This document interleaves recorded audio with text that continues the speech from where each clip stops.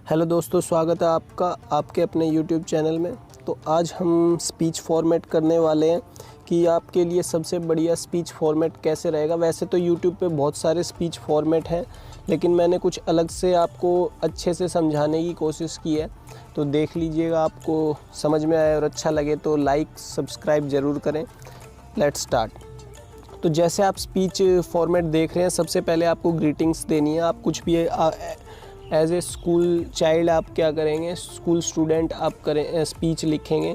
तो आप जब स्पीच लिखेंगे तो सबसे पहले ग्रीटिंग्स देनी है आपको। Respected principal, teachers and my dear friends, good morning to all of you, welcome to all in this healthy and joyous environment.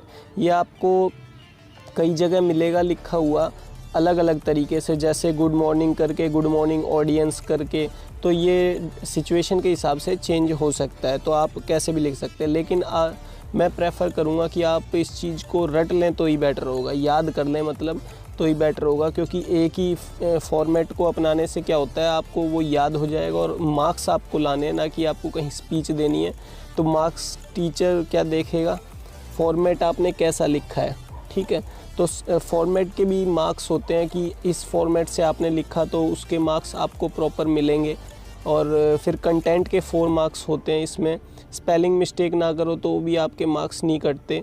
तो 1 नंबर तो आपका फॉर्मेट का ही होता है कि 1 नंबर आपका पूरा फॉर्मेट, मतलब स्टार्टिंग में आपने ग्रीटिंग्स दी, फिर इंट्रोडक्शन दिया, फिर मिडल पैराग्राफ लिखा आपने, और फिर एंडिंग कैसे किया, तो इसका आपका 1 मार्क्स होता है। तो आप ये भी अगर जो ठीक ठीक लिख देते हैं और आपके कंटेंट में इतना दम नहीं है तो भी आपको मार्क्स मिल जाते हैं। लेकिन आपको कंटेंट भी अच्छा लिखना है।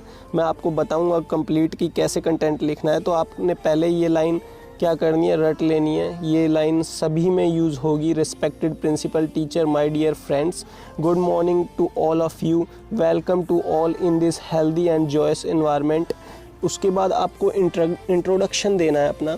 आपका जो मैंने यहाँ पे भावना लिखा है, आई भावना ऑफ क्लास 12th, तो आप 11th के हैं तो 11th भी लिख सकते हैं, और आप किसी और क्लास के बच्चे हैं तो आप उसमें भी लिख सकते हैं। भावना की जगह आप किसी और का भी नाम लिख सकते हो, ठीक है।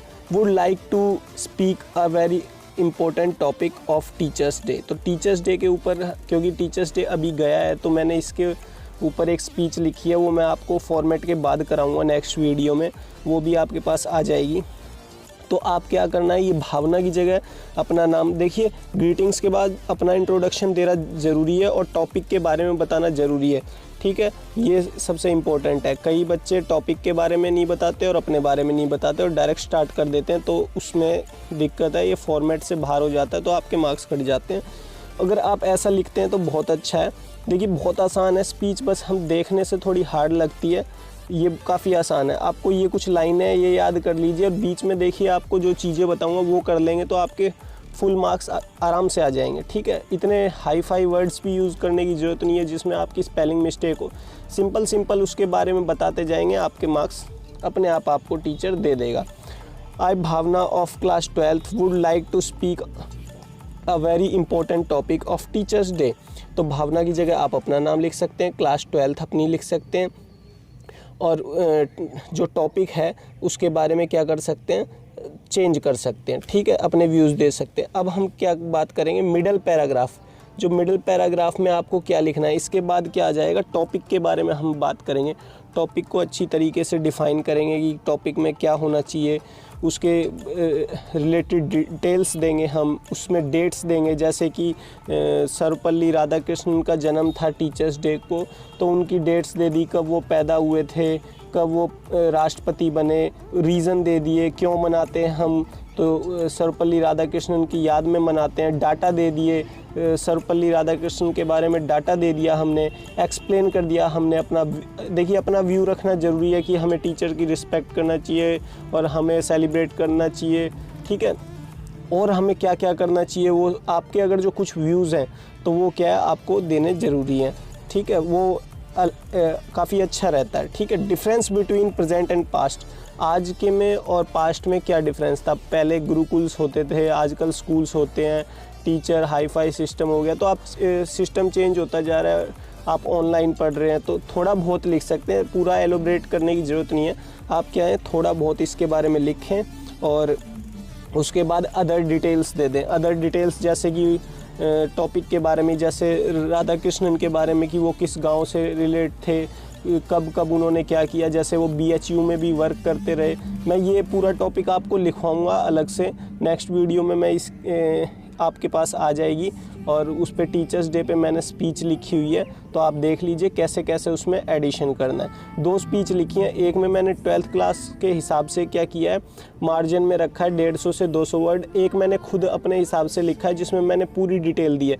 तो आप दोनों स्पीच को आप देख लेना अच्छे से, ठीक है। नेक्स्ट वीडियो में मैं आपके लिए लेके आ रहा हूँ। उसके बाद देखिए फ्रेंड्स, कोटेशन इंपॉर्टेंट है। कोटेशन क्या होती है, जो एक स्लोगन्स नहीं लिखते आप, पेड़ बचाओ, Beti Padhao, save the environment, ऐसे करके बीच में कोटेशन देंगे। चाहे वो हिंदी में आप पैराग्राफ लिख रहे हैं या फिर मतलब जो आप हिंदी में लिखते हैं ना, पैराग्राफ लिखते हैं किसी टॉपिक के ऊपर, ऐसे इंग्लिश में आप स्पीच लिख रहे हैं, अगर जो बीच में कोटेशन देते हैं तो बहुत अच्छा लगता है, बहुत अच्छा इंप्रेशन शो करता है। जैसे कि टीचर्स डे पे जो सर्वपल्ली राधाकृष्णन हमेशा टीचर्स के लिए ये कहते थे कि teachers are backbone of education system. तो वो टीचर्स क्या हैं, बैकबोन है एजुकेशन सिस्टम के।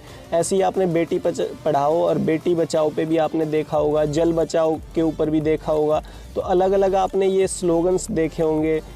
तो वो क्या है, जल ही जीवन है ऐसे करके। तो ये save the water, save the life, तो ये आपने जो देखे हैं ये काफ़ी अच्छा इंप्रेशन। आपको क्या करना होता है, एक लाइन छोड़ के और इसमें क्या है स्पेशल बस कोटेशन ही डालनी होती है और उसके बाद फिर पैराग्राफ स्टार्ट करना होता है, ठीक है। तो ये काफ़ी अच्छा इंप्रेशन शो करता है और आपको बहुत अच्छे मार्क्स दिला देगा अगर जो आप एक लाइन भी ऐसे यूज़ कर दोगे ना, उनके विचार। अगर जो मान लो सेव गर्ल चाइल्ड पे आता है तो आप इसके बारे में आपने कहीं सुना हो कोई कोटेशन, या फिर खुद बना दीजिए। ज़रूरी नहीं है सुना हो, रटे रटाए वो लिखना, खुद बना दीजिए वहाँ पे, save girl child, save our मतलब सोसाइटी, ठीक है। तो सेव गर्ल्स, सेव सोसाइटी, तो ये करके आप ऐसे बना सकते, कुछ भी बना सकते हैं जो आपको सही लगे उस टाइम, ठीक है। उसके बाद एंड में क्या होता है, अपने इम्प्रूवमेंट क्या कर सकते हैं हम, कि मान लो जैसे आपने लिखा है ट्री प्लांटेशन के ऊपर, तो क्या इम्प्रूवमेंट कर सकते हैं, ट्रीज़ को कैसे बचा सकते हैं, उसके ऊपर आपको स्पीच देनी है। एनवायरनमेंट डे के ऊपर आपको स्पीच देनी है, तो एनवायरनमेंट को कैसे साफ़ कर सकते हैं, कैसे हम पोल्यूशन कम कर सकते हैं, कैसे ग्रीनरी को बढ़ावा दे सकते हैं, ठीक है। टीचर्स डे पे हम कैसे टीचर्स को और ज़्यादा रिस्पेक्ट, कोई कॉन्क्लूजन देना है कि आपको जो स्पीच दी है उसमें क्या कॉन्क्लूजन निकाला आपने, या मतलब इस कॉन्क्लूजन का मतलब ये आप बोल के चले गए सब कुछ, किसी ने कुछ समझा नहीं। स्पीच का मतलब ये है आपने कुछ अपने विचार रखे और उसमें से कुछ अच्छा निकल के आया है और वो क्या लोगों को बताना है, ठीक है। एंडिंग लाइंस क्या होती है, देखो एंड में जो आपने लिखा होता है, एंड में आपको क्या लिखना होता है, देखिए एंड पैराग्राफ में लिखना होता है इम्प्रूवमेंट, सजेशन और कंक्लूजन। उसके बाद जब एंड करेंगे तो आप ये लाइन लिख दीजिए। देखिए कई बच्चे, मैं उन बच्चों के लिए भी करा रहा हूँ, कुछ बच्चे लिख नहीं पाते, तो क्या होता है कि ये कुछ लाइनें स्पेसिफिक शुरुआत की लाइनें थी और ये कुछ लास्ट की लाइनें, जो आप रट के ही जाइए, शुरुआत में वो लाइनें लिखनी है। चाहे कोई टॉपिक आए, कोई भी टॉपिक आएगा, आप ये लाइनें लिख दोगे, सब में जमेगा। तो ये टॉपिक मैंने कुछ आपके लिए ये लाइनें कुछ मैंने आपके लिए लिखी हैं। जैसे in the end I would like to end my speech on the topic teachers day. Teachers day मैंने इसलिए बार बार लिखा है क्योंकि मैंने स्पीच लिखी थी इसके ऊपर, तो वो स्पीच भी मैं आपको एक वीडियो के माध्यम से प्रोवाइड कराऊंगा, तो आप ये देख लीजिए। 2 स्पीच लिखी हैं, एक तो आप 11th-12th के हिसाब से, और एक मैं खुद टीचर हूँ तो उसलिए मैंने क्या है बहुत ज़्यादा एलोब्रेट कर दिए। तो जो लंबी वाली है वो मैं ओनली क्या है फ़ोटोज़ और स्क्रीनशॉट आपके वीडियो के लास्ट में डालूँगा नेक्स्ट वीडियो में, तो आप उसे पढ़ सकते हैं।